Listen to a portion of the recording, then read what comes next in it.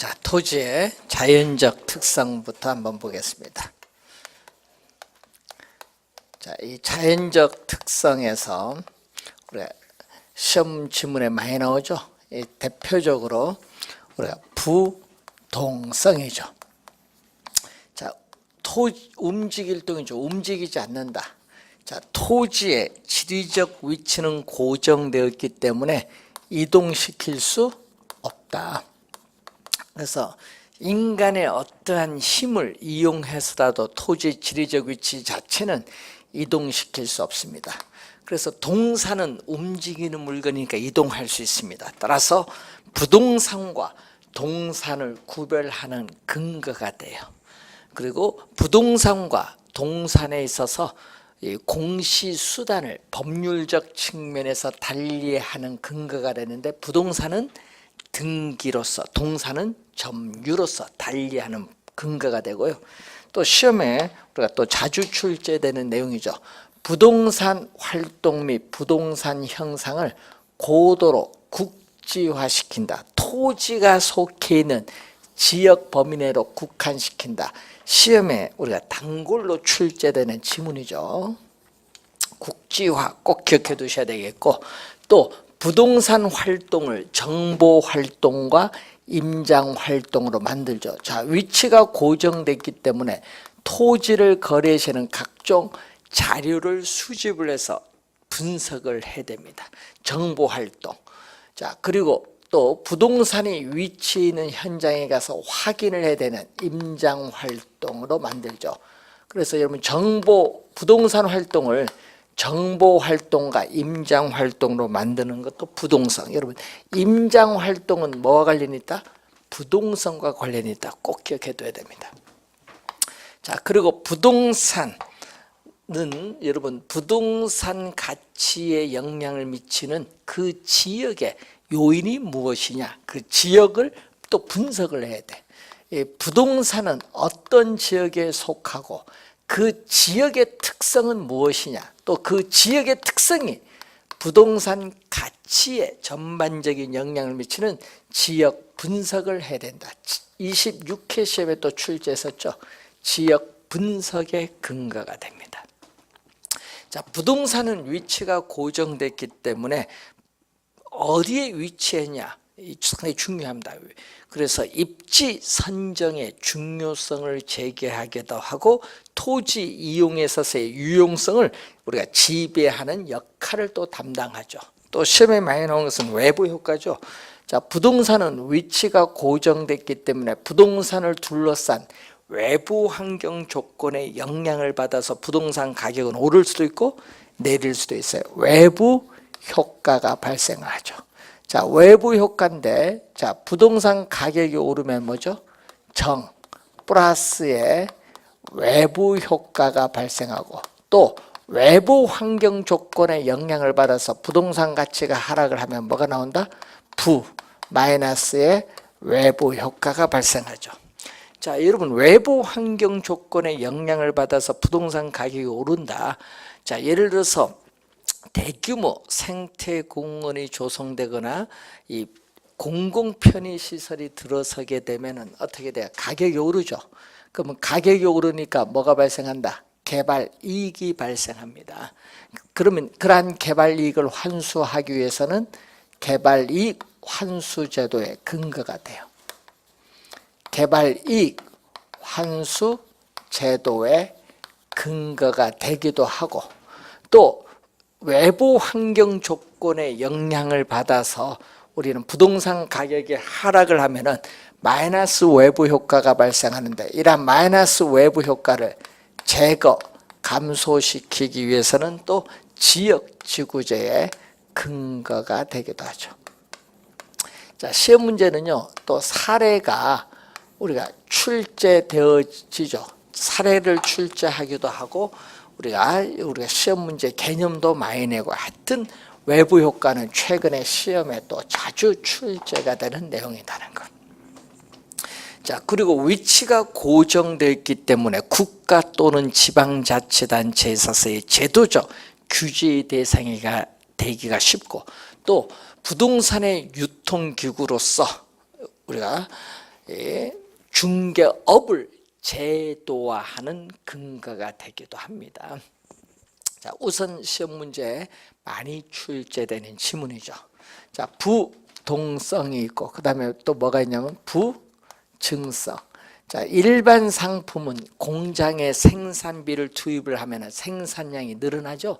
생산비 법칙이 적용되는데 토지에는 아무리 생산비를 투입을 하여도 자연적으로 주어진 토지의 절대량 면적은 결코 증가시킬 수 없다. 결코 증가시킬 수 없는 또 뭐죠? 비생산성. 비생산성이 나타나기 때문에 생산비 법칙이 적용하지 못하거든요. 그래서 엄격한 의미에서의 토지의 생산 공급이 안 돼. 여러분, 생산 공급이 안 된다는 건 뭐죠? 우리는 생산해서 공급이 안 되기 때문에 토지 공급을 뭘로? 보유 공급, 용도 변경의 공급으로 우리는 만들게 됩니다. 자, 용도 변경의 공급, 보유 공급이 되게 한다. 토지 공급을. 그래서 생산 공급이 안 되기 때문에 생산비의 법칙을 우리는 일반 상품과는 달리 적용할 수 없어요. 자, 그리고 이러한 비생산성으로 인해서 우리는 토지의 최유효 이용 방법이 또 연구가 되죠. 최유효 이용의 방법이 선택이 되는 거죠. 최유효 이용에 있어서의 방법, 최유효 이용 방법이 우리가 선택이 되는 거죠. 최고 최선의 이용 방법이 나타나는 거고, 자, 그리고 또 토지는 우리가 유한하죠. 예? 비생산성을 가지고 있어요. 그리고 또 면적에 있어서의 유한성을 가지고 있죠. 면적에 유한하다. 예. 자, 면적이 유한하기 때문에 뭐를 가지고 있느냐 하면은 또 우리는 토지에 뭐를 가져오죠? 사회성, 공공성이 요청되죠. 토지에 공익 개념이 강조되기 때문에 토지 공개념, 토지의 공익성을 강조하는 토지의 공개념의 근거가 되고, 또 유한하기 때문에 토지를 소유하고자 하는 인간의 욕망을 무한한데 그 무한한 욕망을 충족시켜줄 토지 자원은 한정되어 있죠. 이것을 희소성인데, 이 희소성은 시간이 경과함에 따라 뭐가 된다? 가중된다. 희소성은 시간이 경과함에 따라 가중된다는 특성을 가져요. 부증성으로 인해서. 자, 도시에 인구가 계속 집중되죠. 그러면 도시의 인구가 계속되면은 도시 토지인 뭐가 부족하다? 택지가 부족을 하는 문제가 발생하죠. 자, 도시의 인구가 집중되면 도시 토지인 택지가 부족하는 문제죠. 왜냐? 도시 외곽에 있는 산을 우리는 택지로 조성해서 공급하는 한계가 있어요. 택지 공급 능력에 한계가 발생을 하거든요. 그래서 누가 경쟁을 하게 되냐? 토지를 이용하고자 하는 누가 경쟁을 벌죠? 수요자 간의 경쟁이 이루어져요. 여러분, 공급자 간의 경쟁이 아니라 도시 토지를 이용하고자 하는 수요자 간의 경쟁이 벌어지면서 집가는 계속적으로 뭐한다? 상승을 하겠죠. 이 수요자 간의 경쟁에 의해서 집가는 계속적으로 오르게 된다. 자, 집가가 계속적으로 우리가 상승을 하게 돼요. 집가는 상승. 집가는 계속 상승을 하게 된다. 자, 그래서 뭐를 가져온다? 결국은 우리는 이 토지에 있어서, 도시의 토지에 있어서의 가격이 오르니까 건물이 고층화돼요. 건물이 고층화되는 것을 우리는 집약화라고 해. 토지 이용에서의 집약화를 촉진한다. 즉 집약적인 토지 이용이 나타나죠. 자, 시험 문제 또 자주 출제를 또 하는 내용인데, 여러분 이것을 또 뭘로 출제를 많이 하죠? 조방화, 농촌에서의 토지 이용인 조방화로 출제를 많이 하거든요. 집약화를 뭐한다? 촉진합니다. 토지 이용해서의 집약화를 촉진한다. 그리고 이러한 부증성은 토지의 증가를 전제로 하는 이론은 어떻게 돼요? 성립될 수가 없다는 그러한 개념이죠. 자, 그래서 여러분 이런 용어가 나오죠. 자, 이 토지가 주어졌는데, 이 토지가 주어졌죠. 그래서 이게 바로 우리 자연적으로 주어진 토지 양은 어떻게 돼요? 자연적으로 주어진 토지 양은 어떻게 돼요? 이렇게 주어진 상태, 물리적 공급이 나타나죠. 자연적으로 주어진 토지 양은 변화가 없다. 자연물 그 자체 변화가 없다. 자, 그러면은 이 물리적 공급은 어떤 형태로 나타나죠? 자, 물리적 공급은 이렇게 완전 비탄력적인, 자, 직가고 여기 토지의 공급량인데 완전 비탄력적인 수직선, 이렇게 토지 공급량은 고정되어 있다는 거죠. 그래서 완전 비탄력적인 수직선이다. 자, 완전 비탄력적인 수직선의 형태를 띠게 되죠. 자, 토지 공급이 고정되어 있기 때문에 토지를 이용하는 수요자에 따라 가격이 달라져요. 그렇기 때문에 토지 시장에서 뭐가 성립하지 않는다? 토지 시장에서 균형 가격의 형성이 뭐하다? 곤란하다. 그럼 토지 시장에서 균형 가격이 자연스럽게 형성되지 못하기 때문에 감정평가사에서 인위적으로 균형 가격을 구할 필요가 있어요. 그래서 여러분이 우리 뒤에 가면 또 배우시게 될 용어 중에 토지 공급에 있어서의 가격 탄력성 얼마다? 제로다. 완전 비탄력적인 토지 공급의 가격 탄력성 얼마? 제로. 이것도 24회 시험에 한번 출제했었죠. 토지 공급량은 뭐가 돼? 고정되어 있기 때문에 뭐가 돼? 변화가 있다 없다? 없다. 불변. 그래서 물리적 측면에서의 토지 양은 어떻게 돼요? 물리적 측면에서의 토지 양은 고정되어 변화가 없기 때문에 물리적 측면에서의 토지 양은 결코 증가시켜 줄 수 없다. 증가시켜 줄 수 없다는 거죠. 자, 이렇게 주어진 상태를 수직선일 때를 우리 뭐라고 하죠? 토지에 뭐라고 한다? 물리적 공급이라고 하죠. 토지의 이 물리적 공급. 토지의 물리적 공급이 주어졌죠. 자, 이 물리적 공급 중에서 인간이 이용할 수 있는 이 부분의 토지를 우리는 또 뭐라고 하냐면은 경제적 또는 용도적 공급이죠. 자, 이 용도적 공급은 뭐를 통해서 여러분이 이 임야를 택지로 조성해서 택지 양을 증가시켜 줄 수 있어요. 또 간척, 개발이라든지 공유, 수면 매립을 통해서 농지 양이나 택지 양을 증가시켜 줄 수 있는데 이것은 뭐에서 용도의 다양성의 특성에 따라 토지 이용에서의 용도의 전환을 통해서 이렇게 뭐를 늘려줄 수 있다. 인간이 이용할 수 없었던 토지를 이렇게 늘려줄 수 있어요. 이 물리적 공급 중에서 인간이 이용할 수 있는 부분의 토지를 경제적 공급인데 이 경제적 공급은 용도의 다양성에서 토지 이용에서의 용도의 이러한 전환을 통해서 이렇게 인간이 이용할 수 없었던 토지를 이용할 수 있도록 늘려줄 수 있다. 그래서 경제적 공급은 뭐가 가능하다? 증가가 가능하다. 뭐에서 나타나죠? 경제적 공급은 용도의 다양성의 특성에 따라 토지 이용에서의 용도의 전환을 통해서 공급은 증가시켜 줄 수 있다. 그래서 이런 형태가 나오죠.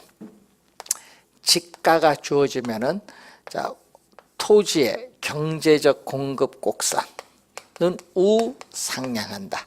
자, 여러분 24회 시험에 또 정답으로 물었죠. 시험에는 우상향한데 뭘로 출제했다? 우리는 우하향으로 출제했지.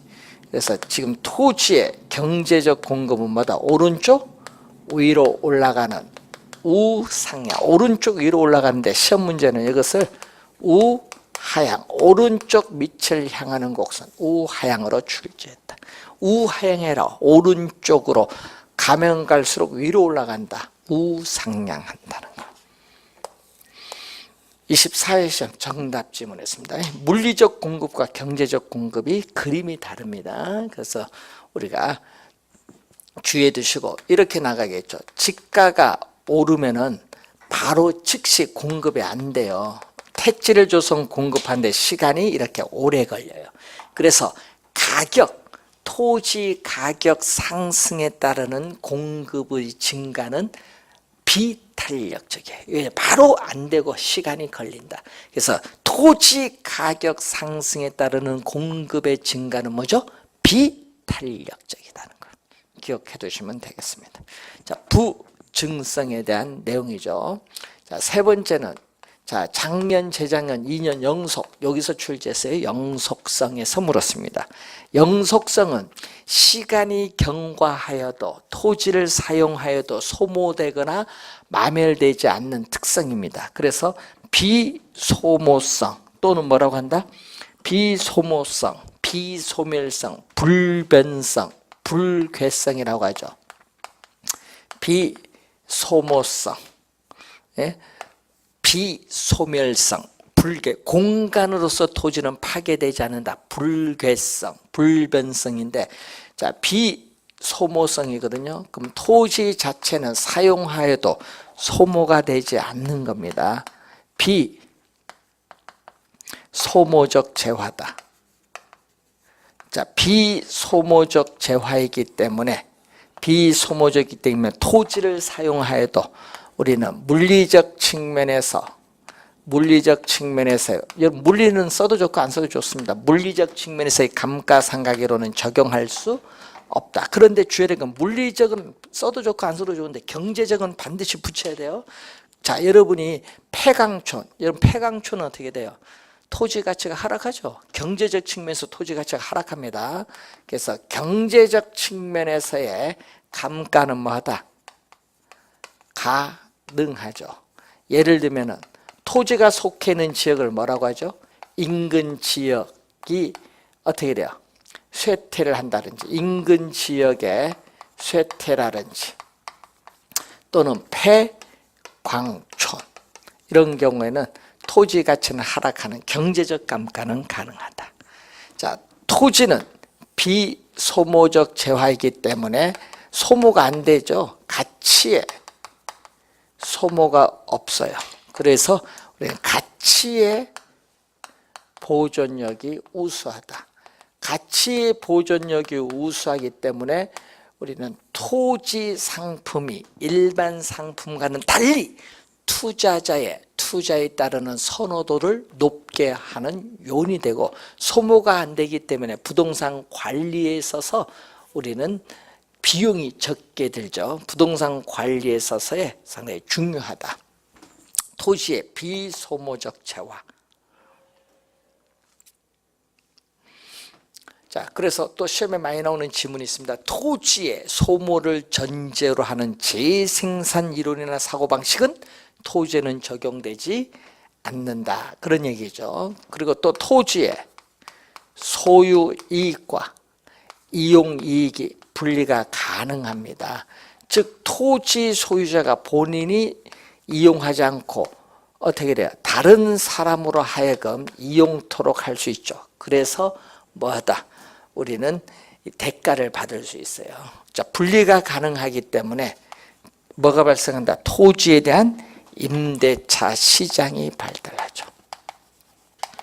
토지에 대한 임대차 시장이 발달하고 그래서 분리가 가능하기 때문에 다른 사람으로 이용토록 할 수 있고 그에 대한 대가를 받을 수 있어요. 그리고 또 소유 이익은 지가 상승에 따른 이득이에요. 자본 이득이라는 걸 명심을 하고 이용 이익은 지대를 말하겠죠. 자, 그리고 또 토지로부터 얻는 수익은 영속적이죠. 소모되지 않잖아요. 토지로부터 얻는 수익은 영속적이기 때문에 부동산 활동 시에 뭐가 필요한다?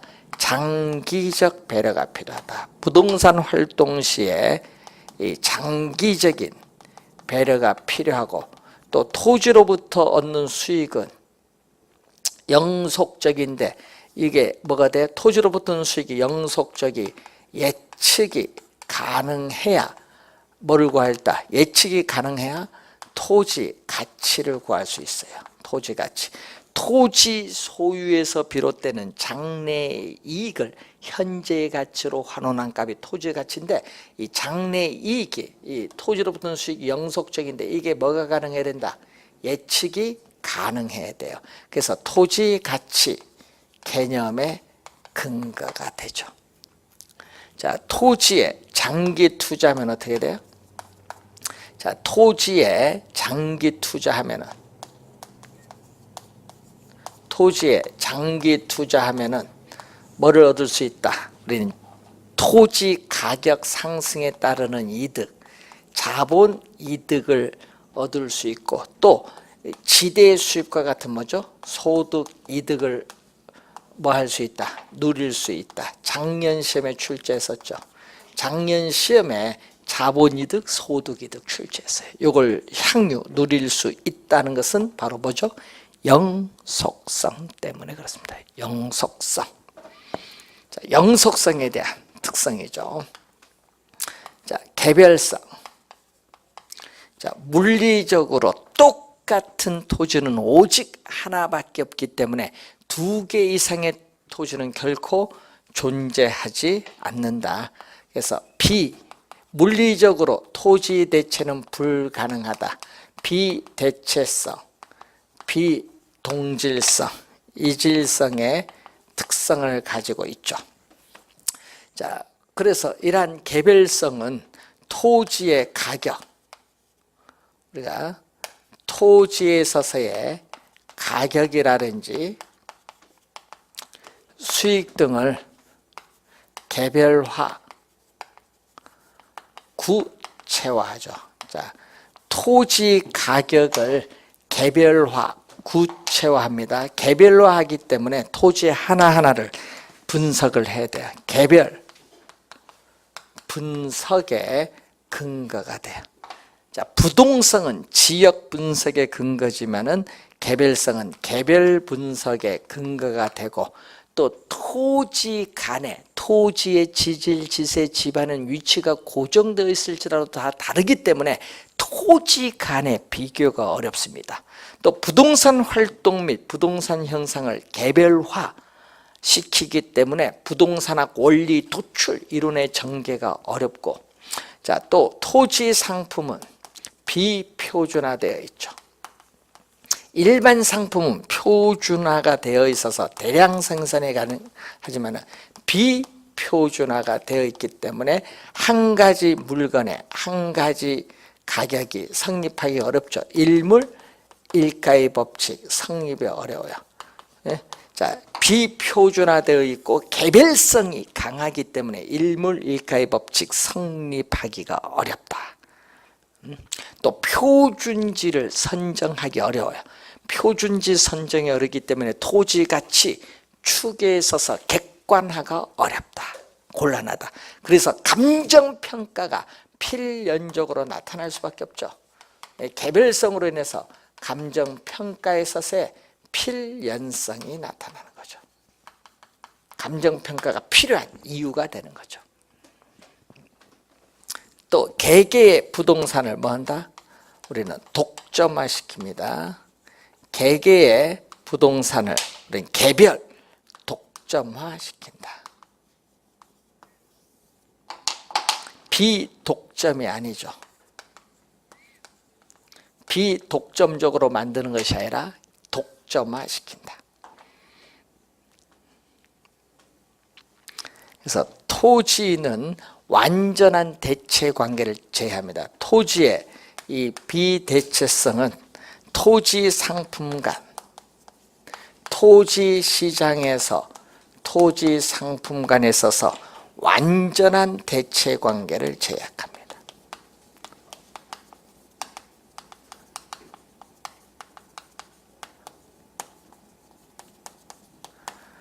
이 개별성을 가지고 있고, 그다음에 인접성. 자, 인접성이라는 것은, 자, 토지는 위치가 고정되어 있지만은 그 인접 토지와 계속 연결되어 있다는 특성을 인접성.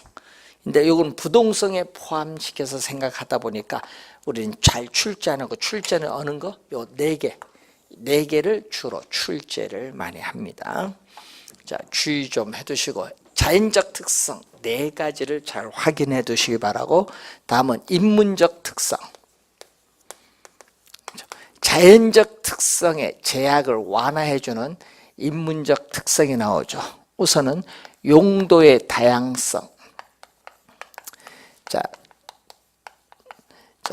주어진 부지에 다양한 용도를 제공해 줄 수 있는 특성인데, 그 다양한 용도 중에서 어떤 용도로 이용할 때 그 토지로부터 우리는 최대의 수익을 올릴 수 있느냐, 이걸 전문용어로 뭐죠? 최유효 이용이죠. 최유효 이용의 성립의 근거가 된다. 자, 이 지문을 우리는 시험 문제에 단골로 출제를 했죠. 자, 그리고 적지론, 어떻게 그래? 주어진 부지에 어떤 용도가 적합한가, 적지론의 근거가 되고, 용도에 따라 가격이 다르죠. 같이 다원설의 근거를 제시해주고, 자, 2개 이상의 용도가 경합할 수 있고, 또 병존할 수도 있고, 또 주거용에서 상업용으로 용도의 전환도 가능합니다. 그래서 우리는 토지 이용에 있어서의 용도의 전환이나 이행을 가능한다. 토지 이용에서의 용도의 전환이나 이행을 가능케 하는 건 용도의 다양성. 자, 이 용도의 다양성을 지원해 주면서 최유효용을 간접적으로 지원해 주는 특성을 우리는 병합, 분할의 가능성. 병합은 합병이라고 하죠. 자, 주어진 필지를 인접 필지와 합병할 수도 있고, 주어진 필지를 분할할 수도 있죠. 이 병합, 분할의 가능성이 또 24회 시험의 개념이 한번 냈죠. 토지 이용에서의 이 용도라든지 이용 목적에 따라 토지를 자유로이 합병 분할할 수 있는 특성인데, 합병 분할을 하면은 정상적인 토지 가격이 아닙니다. 합병 분할을 전제로 한 가격, 한정 가격이 존재를 해요. 예? 자, 이 병합 분할의 가능성. 자, 이 분할을 하더라도 어떻게 돼요? 우리는 법적인 제한이 있습니다. 대지 면적. 자, 대지 면적에 있어서의 최소 한도를 기준. 자, 대지 면적에 있어서의 최소 한도를 기준해서 우리는 분할을 해야 됩니다. 자, 토지는 위치가 고정되었을지라도 토지를 둘러싸고 있는 사회적 환경 요인, 경제적 환경 요인, 행정적 우리는 환경 요인에서 토지의 가치가 달라질 수 있죠. 사회적, 경제적, 행정적 위치에 있어서의 가변성이 나타나죠. 자, 우선은 우리가 출제가 예상되는 토지의 특성에 관련된 내용 우선 확인을 한번 해보시면 되겠습니다. 자, 여러분 교재에 이렇게 총론에서는 3문제 올해 출제가 예상되는 부분이고, 제2편 부동산에 있어서의 강론으로 들어가서 여러분 교재 89페이지에 부동산 경제론이 나오죠. 자, 이 수요의 개념이 나오는데, 자, 수요는 우리가 소비자 입장에서 생각을 하는 거죠. 자, 소비자 입장에서 생각하는 게 수요. 그러면 반대로 생산자 입장에서 생각하는 것은 공급. 자, 수요는 소비자 입장에서 생각을 합니다. 그래서 일정 기간 동안에 소비자들이 뭐를 갖추고, 구매력, 물건을 구입을 할 수 있는 능력이죠. 일정 기간에 소비자들이 구매력을 갖추고, 우리는 상품, 재화와 서비스를 상품이죠. 상품을 우리가 사고자 하는 욕구를 우리는 바로 뭐다? 수요다. 사고자 하는 욕구. 욕구를 우리는 수요라고 해요. 자, 일정 기간 동안에 구매력을 갖추고 상품을 사고자 하는 욕구인데, 자, 여기서 일정 기간이 나오죠. 일정 기간. 자, 일정 기간은 무슨 개념이다? 유량 개념이다. 일정 기간은 흐를 유자. 예? 플로우라고 하죠. 플로우. 예? 흐를 유자. 물이 흘러가듯이 시간도 흘러가요. 하루가 흘러가면 일주일 흘러가면 주, 한 달이 흘러가면 월, 1년이 흘러가면 년. 유량 개념이죠. 유량 개념. 유량 개념. 흐를 유자입니다. 흐를 유. 그래서 일정 기간 동안에 우린 시험에 예가 많이 나오죠. 자, 우선은 뭐가 나온다? 우선은 연간 주택 생산량 이렇게 나오죠. 자, 올해 연간 주택 생산량 얼마? 또 올해 또 연간 주택 공급량 얼마? 원래 뭐 35만 가구라 뭐 이렇게 나오잖아요. 그럼 이런 연간 주택 생산량 뭐 이런 거 나오죠. 또 주택 거래량. 자, 여러분 연간 주택 거래량, 분기별 주택 거래량, 월별 주택 거래량 얼마냐? 자, 그리고 신규가 나오죠. 여러분 착공해서 일정 기간이 지나면 완공되는 게 신규 주택이잖아요. 그럼 착공해서 완공에 이르기까지 시간이 오래 걸리죠. 그래서 신규 주택 공급량, 유량 개념 이런 거는 다. 자, 그리고 또 뭐죠? 소득. 자, 여러분 연간 소득, 월 소득, 기간이 들어가야 의미가 명확해지는 소득 개념. 또 소득 개념. 1년 동안에 우리나라 국민이 생산한 모든 최종 생산물의 시장가치 GMP. 자, GMP는 뭐다? 우리는 바로 유량 개념. 1년 동안에 이란 개념이죠. 국민 총생산. 예? 그리고 또 임대료 수입. 자, 월 임대료 수입, 또 연간 지대 수입, 연간 토지에 대한 지대 수입, 건물의 뭐 임대료 수입, 이것도 기간이 들어가야 의미가 명확해지는 거. 자, 그리고 회사에 있어서 뭐죠? 회사의 단기 회계기간 1년을 의미하죠. 단기 순이익. 이런 것은 또 기간을 의미하는 또 무슨 개념? 유량 개념.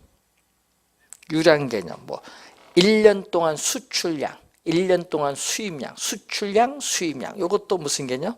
유량 개념. 유량 개념은 하여튼 기간이 들어가는 거. 그래서 기간이 들어갑니다. 그래서 우리가 일정한 기간 동안에 해서 이때 기간이 들어가야 어떻게 돼요? 측정이 가능한 변수가 바로 무슨 개념? 유량 개념. 요거에 대해서 또 무슨 개념이 나오죠? 저량 개념. 저량은 스톡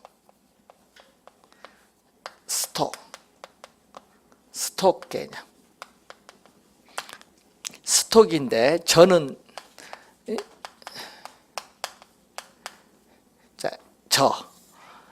저량 개념. 자, 여러분 저수지에 있는 물이나 댐 안에 있는 물은 흘러가지 않고 멈추어져 있듯이 시간도 멈추어졌다. 시간이 멈추어지는 것을 우린 정지되어 있는 상태를 뭘로 본다? 시점으로 보죠. 일정 시점에. 자, 기간이 나오면은 유량 개념, 시점이 나오면은 무슨 개념? 저량 개념. 시점이 나오면 저량 개념이다. 시점이 나오면 저량 개념. 자, 시점이 나오면 저량 개념입니다. 그래서 시점이 뭐죠? 현재 시점. 전국의 미분양 주택의 수 얼마냐? 주택 재고량. 현재 시점 우리나라의 인구 얼마냐? 인구. 예? 현재 시점 우리나라 외채 얼마냐? 현재 시점 우리나라 외환 보유액 얼마냐? 현재 시점 우리가 삼성전자의 회사의 자산 가치가 얼마냐? 자산이 얼마냐? 자산 가치. 자, 현재 시점 가계의 부채 얼마냐? 요즘 뉴스 많이 나오죠. 가계의 부채 뭐 1,400조. 현재 시점 가계의 부채. 뭐 현재 시점 회사의 자본금 얼마냐? 자본금. 예? 이런 거. 현재 시점이 하여튼 현 시점도 가야죠. 시점. 자, 현재 시점에 있어서의 전국에 풀린 총 돈이 얼마냐? 뭐죠? 통화량이라든지 통화량. 예? 자, 이런 용어들이 전부 무슨 개념? 저량 개념. 여러분 시험 문제 사례가 많이 내거든요. 사례를 잘 보고 기간이 나오면 유량 개념, 그리고 시점이 나오면 무슨 개념? 저량 개념. 유량 저량을 잘 구분해 두셔야 돼요. 우선은 유량 저량 시험에 우리가 자주 출제가 되는 용어거든요. 그래서 잘 알아두셔야 될 부분 별표 2개를 해놨습니다. 자, 그리고 이때 구매력을 갖추고, 요 구매력을 갖추고라는 말이 나오죠. 자, 구매력을 갖추고라는 건 또 뭐예요? 구매력을 갖추고는 유효 수요의 개념. 자, 구매력을 갖추고는 유효 수요의 개념이다. 구매력을 갖추고 유효 수요의 개념. 자, 유효 수요는 부동산을 실질적인 구매력을 갖춘 수요로서 살 의사도 있고 부동산에 대해서 뭐도 있다? 지불 능력도 있죠. 살 의사도 있고 부동산에 대해서 지불 능력도 있다. 지불 능력, 구매력도 있다. 자, 그래서 유효 수요는 살 의사와 지불 능력을 모두 갖춘 수요를 유효 수요라고 해요. 유효 수요. 그래서 이때 유효 수요인데 이 구매력을 구성할 때는 소득 중에서 소비하고 남은 금액을 여러분 저축을 하는데 부동산은 고가의 상품이기 때문에 저축액뿐만 아니라 뭐도 필요하다. 우리는 뭐도 필요하냐 하면은 고가의 상품이기 때문에 뭐도 우리 금융기관의 대출금도 필요하죠. 이 대출금도 구매력을 구성하는 요소가 된다는 것을 염두에 두시면 되겠네요. 자, 그리고 그러기 때문에 부동산에 대한 수요는 실질적인 구매력을 갖춘 유효 수요를 의미한다. 이 지문도 21에 한번 나왔죠. 부동산에 대한 수요는 실질적인 구매력을 갖춘 유효 수요다. 만약에 지불 능력이 없으면 수요라고 얘기 못하죠. 욕망이지. 자, 그래서 사고자 하는 이 말은 뭐죠? 사고자 하는 것은 사전적 개념. 말 그대로 사고자 하는 의도된, 계획된 양을 의미하는 무슨 개념? 사전적 개념. 의도된, 사고자 하는 의도된, 계획된 양, 계획된 양을 의미한다. 사고자 하는 의도된, 계획된 양을 의미하는 사전적 개념. 그러니까 실제로 구입한 양. 자, 여러분 실제로 구입한 양을 의미하는 어떻게 돼? 사후적 개념이 아니다. 실제로 우리가 구입을 한 양을 의미하는 사후적 개념이 아니라 어떻게 돼? 상품을 사고자 하는 의도된, 계획된 양을 의미하는 사전적 개념이다. 사전적 개념. 자, 여러분 열채를 사고자 하는데 실제 세 채만 살 수 있잖아요. 그래서 여러분이 항상 일치하는 것은 아닙니다. 자, 우선은 수요의 개념인데 그러면 수요량이라는 게 있거든요. 자, 그러면 수요량은 일정 기간 동안에 소비자들이 구매를 갖추고 상품을 사고자 하는 이 최대의 수량을 뭐라고 한다? 수요량인데 뭐에서 우리 구매를 갖추고 특정 가격 수준, 예를 들어서 평당 1,000만 원에서 사고자 하는 최대 수량이 10채다. 그럼 10채가 바로 수요량이야. 그러니까 뭐가 돼? 우리는 일정 기간 동안에 구매력을 갖추고 특정 가격 수준, 특정 가격 수준에서 상품을 사고자 하는 최대 수량을 수요량이라고 한다. 수요량. 자, 그 개념이 이제 여러분 교재에 우리가 나와 있는 부분이 되겠습니다. 자, 그리고 부동산 수요에 있어서의 분류가 이제 나오죠.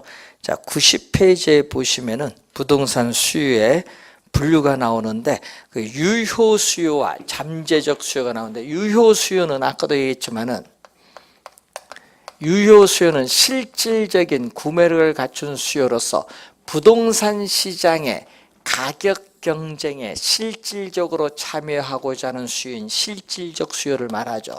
그래서 살 의사도 있고 뭐도 있다. 지불 능력도 있으면 유효 수요인데, 잠재적 수요는 현재는 유효 수요가 아닙니다. 현재는 유효 수요가 아니라는 것은 지불 능력은 없어요. 현재는 유효 수요는 아니지만 가까운 미래에 조만간 유효 수요가 될 수 있는 예비적 수요이기 때문에 살 의사는 있습니다. 결국 뭐의 차이가 있는가? 지불 능력의 차이가 있다는 것을 또 우선 여기서 우리가 확인을 하시면 되겠습니다. 자, 우선은 이 내용이 여러분 거기에 나와 있는 부분이고요. 잠시 쉬고 여러분이 90페이지 밑에 본원적 수요 그리고 파생 수요부터 보도록 하겠습니다.